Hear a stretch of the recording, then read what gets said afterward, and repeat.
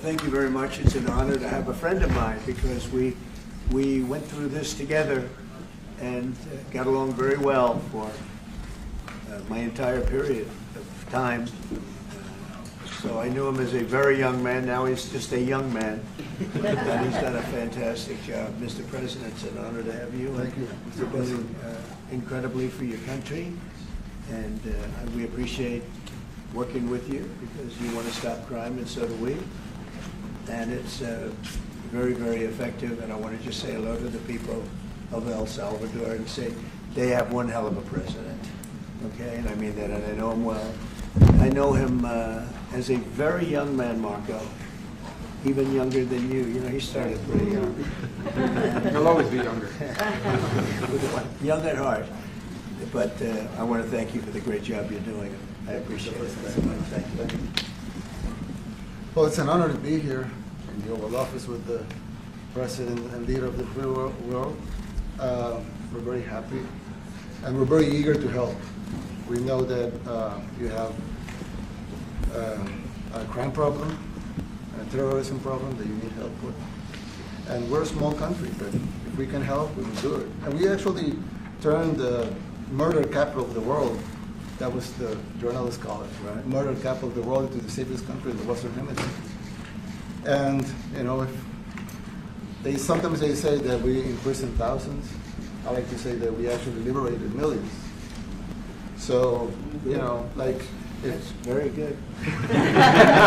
Who gave him that line? Do you think I can use that? Yes. And in fact, Mr. President, you have 350 million people to liberate. Yeah. But to liberate 350 million people, you have to imprison some. You know, that's the way it works, right? You cannot just, you know, free the criminals and think crime is going to go down magically. You have to imprison them so you can liberate 350 million Americans that are asking for the end of crime and the end of terrorism. And it can be done. I mean, you're doing it already. And I'm sure that people have seen the change in the streets. A long way to go because you're just initiating your second term. But it's clear that, you know, with the numbers at the border, you know, even in Democrat-run cities, they get a help from the work you're doing. So I'm really happy to be here, honored, and eager to help. Well, we had a terrible thing happen. We had an administration that allowed people to come in freely into our country from not only South America, but from all over the world, many from the Congo in Africa, Asia, all over the world, Europe, rough parts of Europe. And they came from prisons, and they came from mental institutions, and they came from gangs, and the gangs of Venezuela and other places. And hundreds of thousands and even millions of them came. 21 million people altogether, but many of the people that came, just a tremendous percentage of them were criminals, in some cases violent criminals. We had 11,088 known murderers. Half of them murdered more than one person. This was allowed by a man who, what he did to our country is just unbelievable. So we're straightening it out, we're getting them out. But what they did and what that party did to our country, open borders, anybody could come in. As soon as I heard that, I said, every prison's going to be emptied out into our country. That's what happened. And we're straightening it out. And we just had numbers. We had the highest recruiting numbers in the history of our country going into police departments. And a year ago, we had the lowest numbers. You couldn't hire a biggest police. change. Yeah. Nobody's ever the seen lowest it. to the highest. And the military now, Marines, the Army, Air Force, Coast Guard, every slot is, I mean, we have the best numbers we've ever had. We call it recruitment numbers. And we've never had anything like it. We had records on at every single level. But very important, the policemen. The policemen are joining forces now that we're having a hard time with policemen because we weren't protecting our police. Yeah. And we cherish our police. The police are great, and the firemen and everybody else. But we have the highest numbers that we've ever had, the most enthusiasm. We have great enthusiasm and on trade and other things. We're doing great. We're taking in billions and billions of dollars. We made 2 weeks ago, I gave them a little bit of a pause because, you know, you have to show a little flexibility. But we go back to what we have to do. The markets have been very strong once they got used to it. But we were losing $2 billion a day. There's no company big like this. This is the biggest deal ever made. Now we're making $3 billion a day. We're a great country, but we had stupid people running this country, and I can say it. But what they've done to us at the border should never and can never be forgotten. It's a sin, what they did, and you are helping us out, and we appreciate it. Actually, what you're doing with the border is remarkable. It has dropped, what, 95%? It's incredible. As of this morning, 99%, 99.1% to be exact. Why are those numbers not in the media? Well, they get out with the fake news, you know, like CNN over here doesn't want to put them out because they don't like putting out good numbers. They only like putting out because I think they hate our country, actually. Yeah, that's very. But it's a shame. You're right. Isn't that a great question? Why doesn't the media? Why don't they put out numbers? Yeah, 99%. I mean, it's crazy, right? We're doing It's great. a crazy turnaround. Christy, could you maybe say a couple of words about the border? How we're doing? You know, it's just been absolutely phenomenal what a great leader can do. Clear direction. Our laws matter. We should only have people in our country that love us, and the Border Patrol and our ICE officers and law enforcement officers have done fantastic work. So we're proud of them. Now we just need to get the criminals and murderers and rapists and dangerous gang members and terrorist organizations out of our country. So, Mr. President Bukele, we thank you very much for your partnership. It has been wonderful for us to be able to have somewhere to send the worst of the worst and someone to partner with. And we'd like to continue that partnership because it's been a powerful message of consequences. Mr. President, you wanted people to know that there was consequences if you break our laws and harm our people and endanger families. And this is a clear consequence for the worst of the worst that we have somewhere to put them. Thank you very much. Yeah, we even had this gang member from Venezuela, one of the ones you sent, and we interviewed him just to get some information, etc. from them.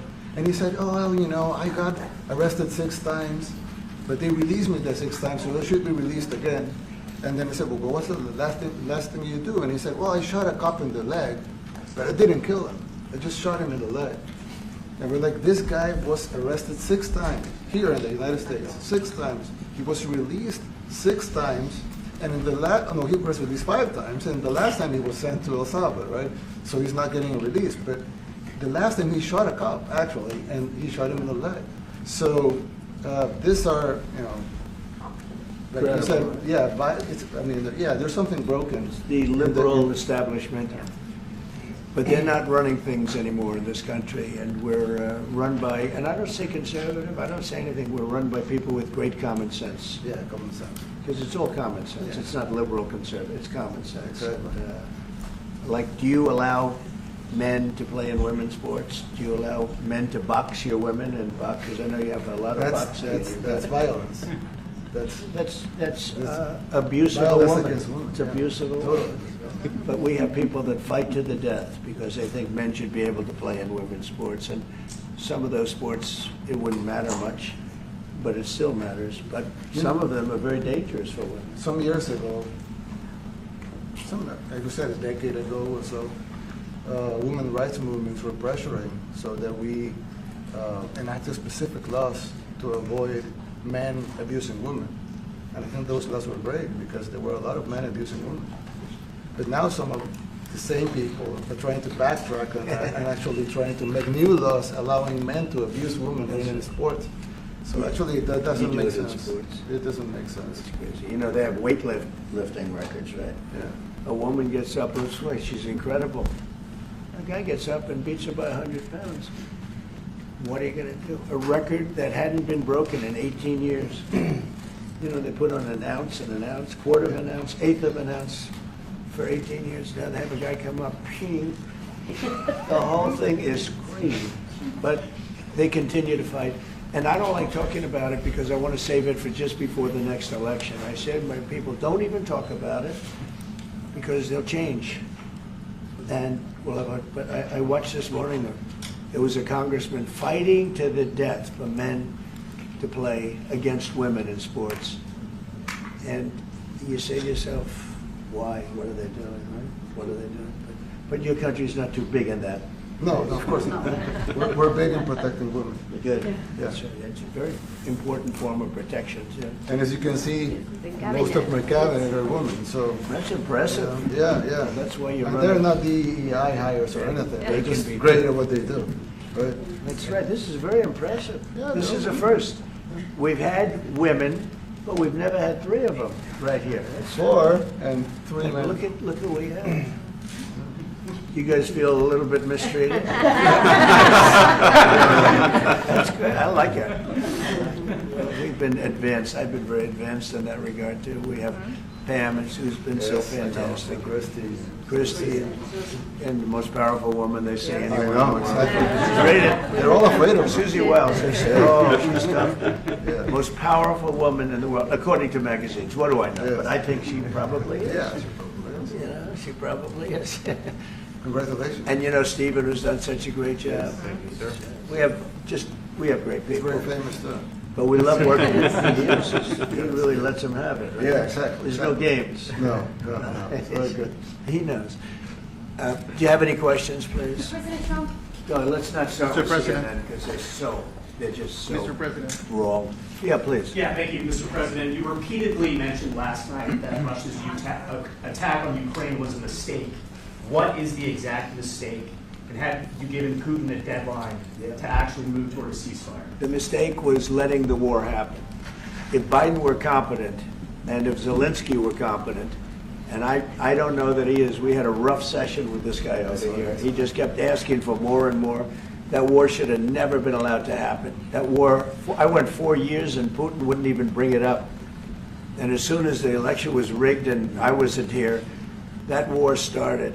There was no way that war should have been allowed to happen. And Biden should have stopped it. And you take a look at Putin. I'm not saying anybody's an angel, but I will tell you, I went 4 years and it wasn't even a question. He would never, and I told him, don't do it. You're not going to do it. And it was the apple of his eye, but there was no way that he would have done it. All you had to do is lower oil prices. If you lowered oil prices, Biden kept the prices so high because he made it impossible to get it. If you lowered oil prices, you would have never had the war. But you wouldn't have had it with me anyway. That war would have never happened. And I think it's a great abuse. So now what do? You get a country where 25% of its land is gone, and the best locations, where millions of people are killed. You know, you haven't reported accurately the death. And this was Biden's war, and I'm trying to stop it. And I think we're going to do a good job. I hope we're going to do it. They lose 2,500 young people a week, think on average. Now they're Russians and they're Ukrainians, but it's 2,000. We don't care. It's like whatever it is. They're not from your country. They're not from mine. But I want to stop it. 2,500. It's a killing field. It's like the Civil War. You take a look. I look at the satellite pictures. This should not be happening in our time. Of course, our time can be pretty violent, as we know. But that's a war that should have never been allowed to start. And Biden could have stopped it, and Zelensky could have stopped it, and Putin should have never started it. Everybody's to blame. Have you spoken to President Zelensky, sir, about his offer to purchase more Patriot missile batteries? Oh, I don't know. He's always looking to purchase missiles, you know. He's against, listen, when you start a war, you got to know that you can win the war, right? You don't start a war against somebody that's 20 times your size and then hope that people give you some missiles. If we didn't give them what we gave, remember, I gave them javelins. That's how they won their first big battle with the tanks that got stuck in the mud, and they took them out with javelins. They have an expression that Obama at the time, Obama gave them sheets and Trump gave them javelins. But it's something that should have never happened. It's a really shame. The towns are destroyed. Towns and cities are, you know, largely destroyed. They have the spires, you know, the beautiful spires that go up. They say they were the most beautiful in the world in Ukraine for whatever reason, but the most beautiful in the world, they're mostly laying on their side, shattered and broken. And most importantly, you have millions of people dead. Millions of people dead because of Three people. I would say three people. Let's say Putin, number one, but let's say Biden, who had no idea what the hell he was doing, number two, and Zelensky. And all I can do is try and stop it. That's all I want to do. I want to stop the killing. And I think we're doing well in that regard. I think you'll have some very good proposals very soon. Last question, sir. Have you attributed a motive through the FBI investigation behind the attack on Governor Josh Shapiro over the weekend? No, I haven't, but the attacker was not a fan of Trump, I understand, just from what I read and from what I've been told. The attacker basically wasn't a fan of anybody. It's probably just a whack job. And certainly a thing like that cannot be allowed to happen. Good relation with President Bukele, the best guarantee that this time you won't terminate the temporary I have protected a status. great relationship with this man. I have the best relationship with him. We've known each other. I've known him since he was a very young man, as I said, very, very young, and I was impressed. I said, look how this guy is. In fact, you sort of look like a teenager. You look like a teenager. I said, what kind of a country is this?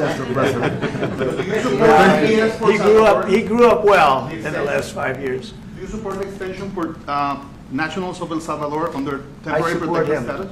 Do you plan to ask President Let's hear the question from this very low-rated anchor at CB. Thank you, President. Do you plan to ask President Bukele to help return the man who your administration says was mistakenly Which one is that? deported?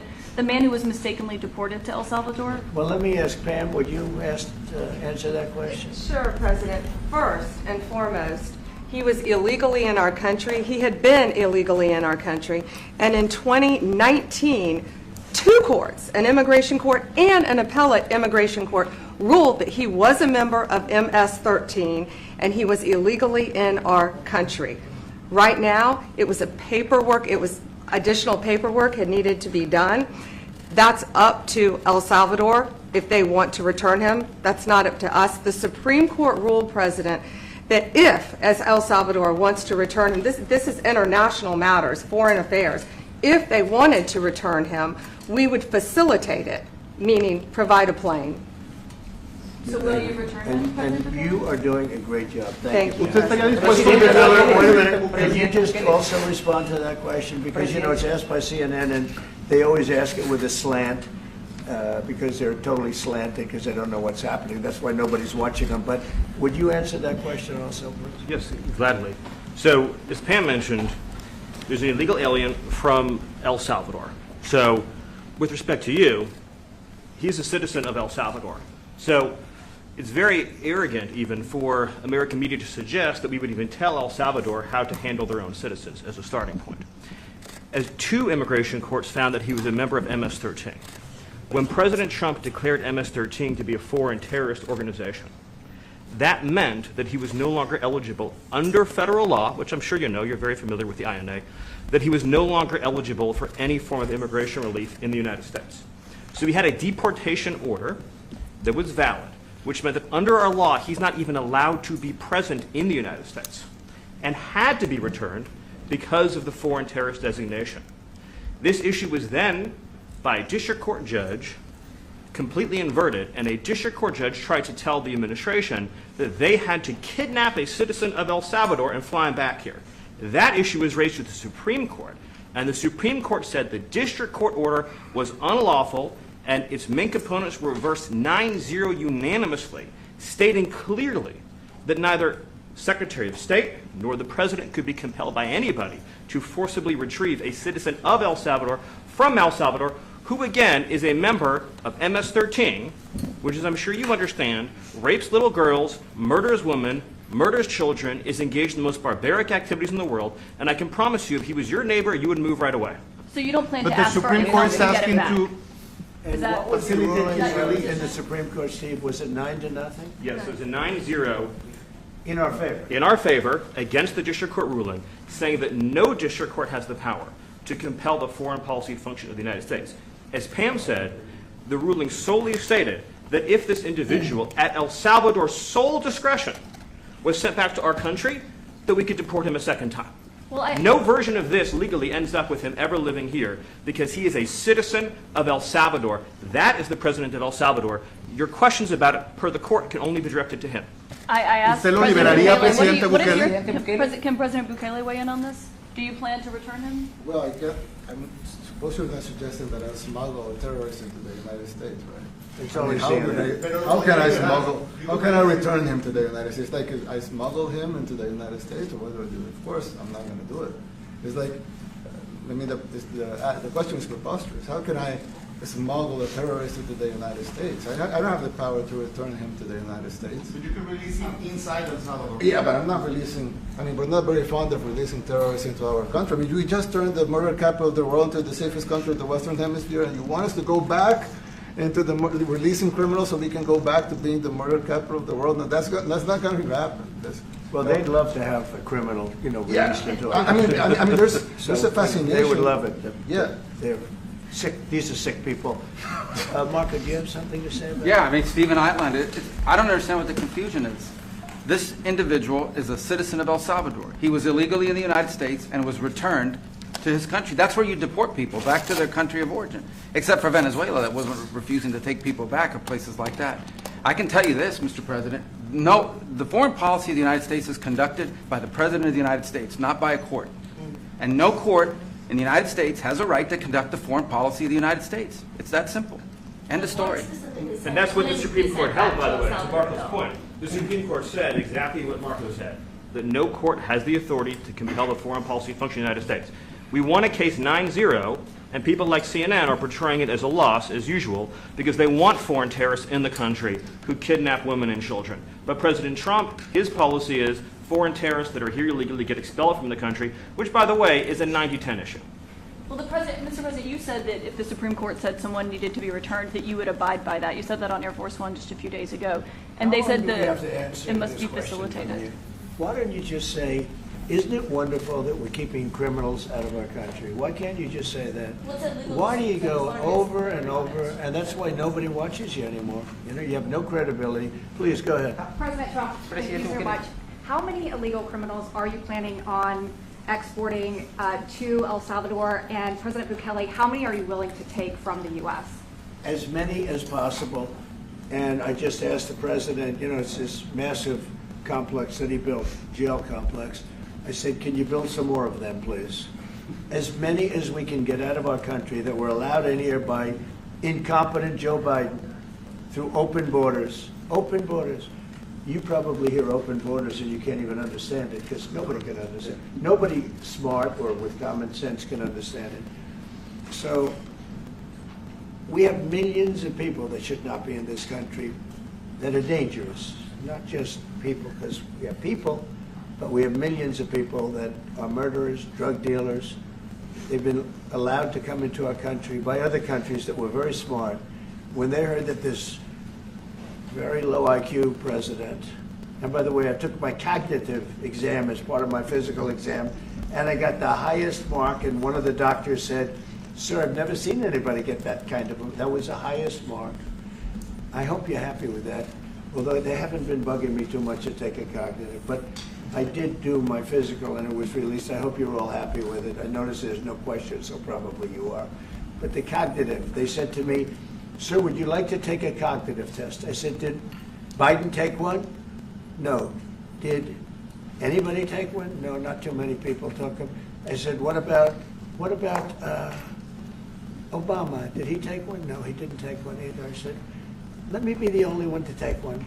But I've actually taken them 3 times already. I like taking them because they're not too tough for me to take. But we had a great physical exam, so I know you're going to ask that. And the doctors who are total professionals, Walter Reed Medical Center, they're great people. And I visited a soldier that was badly wounded, incredible soldier, lost his leg, and spent a lot of time with him. I mean, great with his mother. And it was really a very great thing. They do a phenomenal job. I just want to say, Walter Reed, I was there for, 5-6 hours. You were there with me. But I took a full physical, and it came out perfecto, so that's good. And she got me for a little longer. Would the U.S. be willing to pay for those facilities to be opened if new ones were going to be built? I'd do something. We'd help them out, yeah. We help them. They're great facilities. very strong facilities, and they don't play games. I'd like to go a step further. I mean, I said it to Pam, I don't know what the laws are. We always have to obey the laws, but we also have homegrown criminals that push people into subways, that hit elderly ladies on the back of the head with a baseball bat when they're not looking, that are absolute monsters. I'd like to include them in the group of people to get them out of the country, but you'll have to be looking at the laws on that, Steve, okay? President, How essential is it for you guys to be locking up these prisoners? And do you think more presidents should follow suit like you guys as far as taking a hard stance on crime here in the United States? Well, I do. I think everybody has to. I mean, the president said it better than anybody. He said, you know, you have liberty and you have to have liberty, but to have liberty, not everybody is going to be good. And, you know, some are bad because they're sick. They're mentally deranged. They're bad. Why do you think Then you have to take them, if you're going to have a country, you're going to have to take those people out. And we've been doing that. But this was like an unforced error, they would call it, where we had people that may hate our country, or maybe they're just stupid people. I think they're probably stupid people more so. A lot of people said they did it for the vote. But I did better with Hispanic people than they did, because I always use Hispanic. I did better.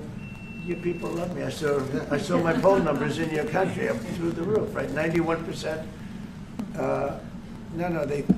Some people think they do it for the vote. But they don't have to do it for the vote. They cheat, you know, they're professional cheaters. That's about the only thing they do well. So we just have had a great relationship, and it's become bigger because of a strange thing that happened. You know, I came back. We had no war in Ukraine. We had no war we had no October 7th Middle East problem. We had nothing. We had no inflation. We didn't have the Afghanistan, most embarrassing moment in the history of our country, the Afghanistan, not withdrawing, because I would have been out, you know, I had it all set to bring people out with dignity and pride. That was the worst, most embarrassing moment in the history of our country, Afghanistan. We didn't have any of that. You wouldn't have had the war with Russia, Ukraine. You wouldn't have had the Middle East problem because Iran was broke. They had no money because we had secondary sanctions on and lots of other sanctions. And now every single thing, got a problem with Iran, but I'll solve that problem. That's almost an easy one. We got to solve a war that should have never started, Ukraine and Russia, and we'll get that solved. And we have to solve problems, and we already solved inflation. You know, if you look at the numbers are incredible, actually. Stock market's up, and we're not letting other countries take advantage of this country like they have for the last 40 years. So thank you very much. You have a question, please? Yes, Mr. President, thank you so much. You scored another major investment win this morning when NVIDIA pledged to build its AI supercomputer, the first time ever, right here in the United States. Thank you. That's a question I like. That's true. What is your reaction to this announcement, sir, and how will this positively benefit Americans across the country? Well, it's one of the biggest announcements you'll ever hear, because NVIDIA, as you know, controls that almost the entire sector, which is one of the most important sectors in the world, between chips and semiconductors and everything else. And they're the biggest. And the other biggest we already have coming in is spending $300 billion, as you know. They announced 2 weeks ago. But NVIDIA is so highly respected. And this was an announcement that a lot of people, I knew it was going to happen, but not to the extent that it happened. It's big. And the reason they did it is because of the election on November 5th and because of a thing called tariffs. As I say, the most beautiful word in the dictionary. After love, God, relationship. The press actually hit me and said, tariff is the most beautiful word in the dictionary. What about family, love, God? So I got hit even on that. You understand? I said, okay. So now I say it's my 5th most favorite word, because they get you on anything. But that NVIDIA, it's one of the great companies of the world, modern, super modern companies, controls segments that nobody, you know, sort of controls the world in a sense, and they're coming in here in the biggest way with hundreds of billions of dollars. Not like millions of dollars, hundreds of billions of dollars, and I'm honored by it. And I want to thank Jensen and all of the people that we deal with. They're great people. They're brilliant people. And without tariffs, they wouldn't be doing it. Okay? Thank you very much. Yeah, Are you please. considering additional sanctions against Russia after their latest attack? And do you have an update on the rate and when you might announce Well, I semiconductor already tariffs? have sanctions on Russia. I put them there. If you remember, Nord Stream 2, that's the big pipeline that goes through Europe. I stopped it. That's Russia's pipeline, the largest pipeline, I think, in the world. Goes to Germany. And I stopped it. And when Biden came in, he approved it. And then they say, oh, I'm friendly with Russia. No. Putin said, you know, if you're my friend, I'd hate to see you when you're my enemy. I stopped the biggest economic job they ever had. I stopped it cold, right? It was dead. You know that, right? And Biden came in and he immediately approved it. What was that all about? And it's a pipeline that takes care of a lot of the needs. Now, you know, it was a very controversial thing, but I stopped it, and Biden approved it. Question? On tariffs, No, do you not have an you. update? Not Presidente you. update today on potential ¿qué valoraciones semiconductor le da tariffs Presidente and potentially Bukele? pharmaceuticals? What? Semiconductor tariffs and potentially pharmaceuticals? Any update on Pharmaceuticals, that? we're going to do. We don't make our own drugs, our own pharmaceuticals. We don't make our own drugs anymore. The drug companies are in Ireland and they're in lots of other places, China. And all I have to do is impose a tariff. The more, the faster they move in. The higher the tariff, it's very simple. It's inversely proportional. The higher the tariff, the faster they come. And yeah, we're going to be doing that. That's going to be like we have on cars. We have, as you know, a 25% tariff on cars. We have a 25% tariff on steel and aluminum. And that's what that category fits right now. Do you have a percentage in mind and a timeline? I have a timeline, yeah, not too distant future. And we're doing it because we want to make our own drugs. We're doing it because we want to make our own steel and aluminum, lumber, other things. And they're all coming in. We have record numbers, $7 trillion. Since I announced, like a month and a half ago, since I came in, we have over $7 trillion being invested in the country. We didn't have $1 trillion. We didn't have $500 billion for some of these guys. They didn't know what the hell they were doing. So we have the largest investment that we've ever heard of, and we're only 2 months in. And that'll continue at levels that you've never seen before. That's what's going to happen. And even the stock market's up today. It's we also had, you know, we a lot of people didn't say it the way it was. We had the largest gain in the stock market in history on every single category last week. That was a nice game because we were getting a little hit because people didn't understand the power of our our country economically if you use it right. Do you have something to say on that, JD? Yes, sir. I mean, look, for 40 years we have lost manufacturing capacity. Workers have seen their wages stagnate. And some of the most critical things that we need, from the pharmaceuticals, the drugs that we give to our children, the antibiotics that we give to our kids, to the weapons that we actually need to fight a war, if God forbid we had to fight a war, we don't make enough of that stuff. And so President Trump ran explicitly on changing that. Yes, as the President mentioned, it caused a little bit of disruption in the market, but I actually think over the long term, workers are going to benefit, stocks are going to go up, American businesses are going to benefit as we reinvest and reindustrialize our country. And the auto workers and the Teamsters and all of the unions, you know, not traditionally Republican, but I'm winning those unions by, we're up 40, 50 points on the Democrats. They're losing everything. They're losing everything because they just have policies that are not believable. They fight for policies that are 5% popular, and nobody knows who the 5% are. I mean, nobody can find the 5%. But if you go back to Ohio, and by the way, we have the great championship team from Ohio coming in today, right? Very big day. And that's going to be a little bit later. And that'll be, if you want to stick around, I'll introduce you to some nice people. You'll see some very large people, right? You'll see some people that even you have not seen people like this.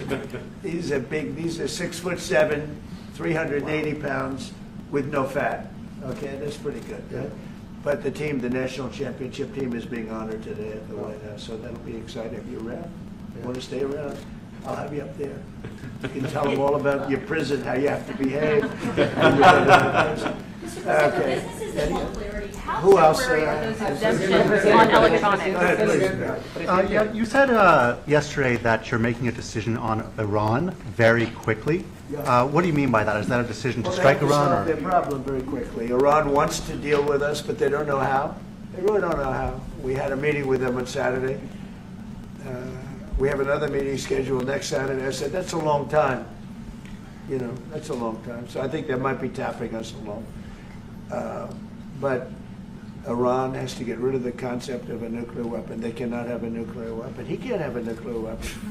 Nobody can have. We can't have anybody having nuclear weapons. You know, we can't have nuclear weapons.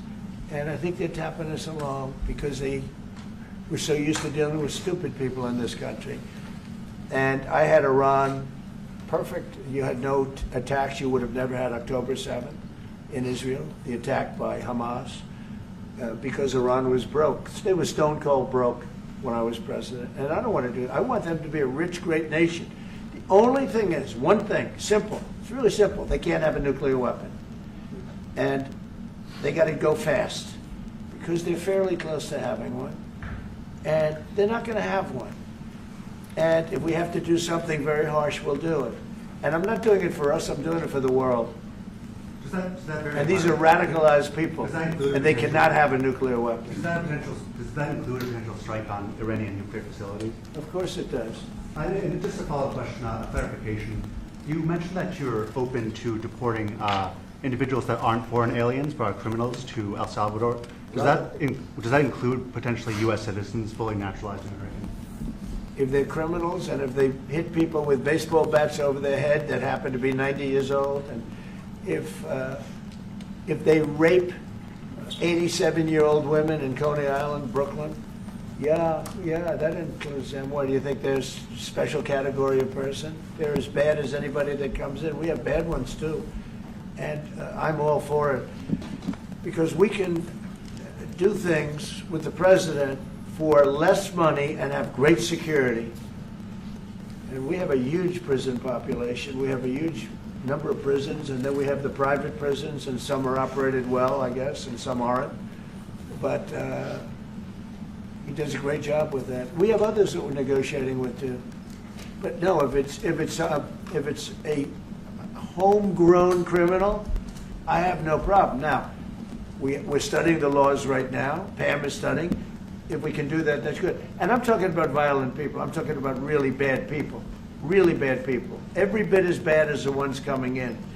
And I made the statement when I heard about this a long time ago now, 4 years ago.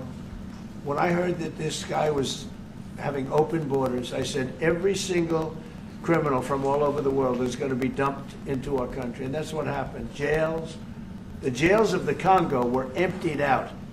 The jails of Venezuela were emptied out. And you know what happened? Their crime went way down. But now Venezuela has other problems. You know what the problem is? They have no money. Yeah. Because I shut off their oil, and we put secondary tariffs because they're not doing what's right over there. They know what to do. We spoke to them. I spoke to them. They know what to do. But they have no money. Venezuela has no money. But Iran had no money. And Iran behaved so beautifully.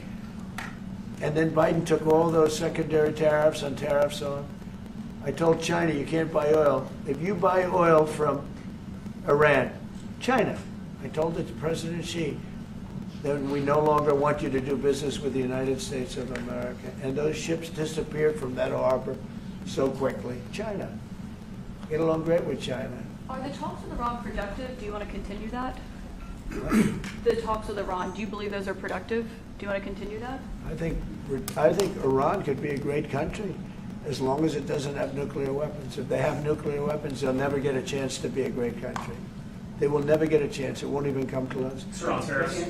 Yeah. Yeah, thank you. Yesterday you mentioned short-lived product exemptions. Which specific products are you considering, and how long is short-lived? Weeks, months? I'm looking at something to help some of the car companies where they're switching to parts that were made in Canada, Mexico, and other places. And they need a little bit of time because they're going to make them here.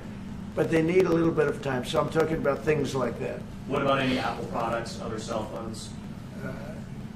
Look, I'm a very flexible person. I don't change my mind, but I'm flexible. And you have to be. You just can't have a wall and you'll only go. No, sometimes you have to go around it, under it, or above it. There'll be maybe things coming up. I speak to Tim Cook. I helped Tim Cook recently, and that whole business. You know, I don't want to hurt anybody, but the end result is we're going to get to the position of greatness for our country.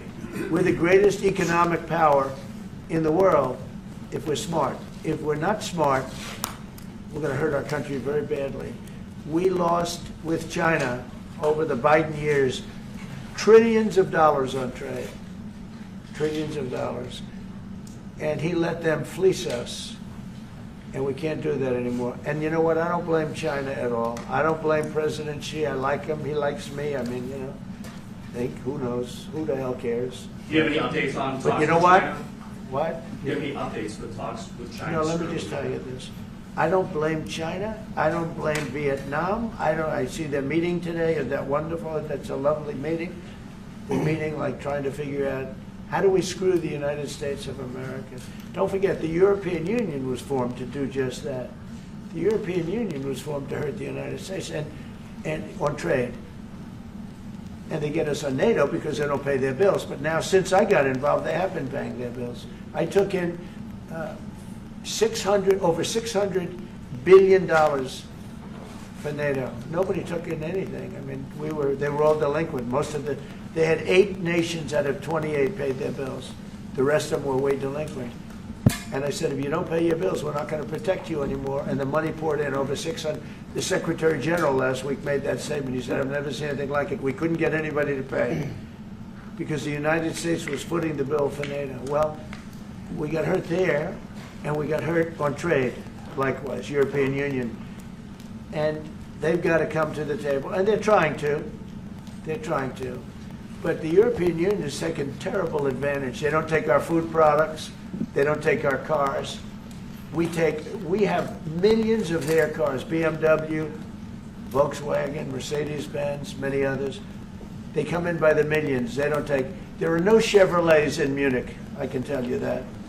I said to Angela Merkel when she was there, as she was letting millions of people infiltrate Germany, which was not so good from, we would call them illegal immigrants, but she made them legal. But I said to her, and I get along with her very well, I said, how many Chevrolets do we have in Munich or Frankfurt? Why, none, Donald, none. I said, you're right. And yet we take in millions and millions of cars. No, those days are over. Okay, thank you very much, everybody. Thank you, guys. Thank you, guys. Thank you, guys. Mr. President, do you have any comment on the FTC's case against Meta and Mark Zuckerberg? Thank you, press. Thank you, press. Thank you, Nayib. Thank you. Thank you, press. Let's go. Thank you. Let's go.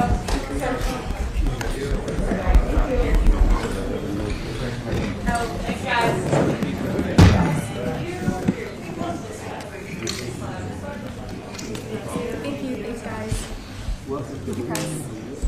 Thank you, press. Thank you, press. Keep Thank you, press. Keep going. Keep going. Keep going. Thank you, guys. Keep going. Thank you. Thank you.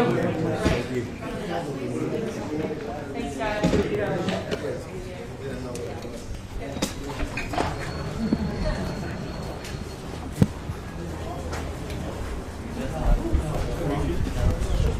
Hey guys, free wrap. Just the goods.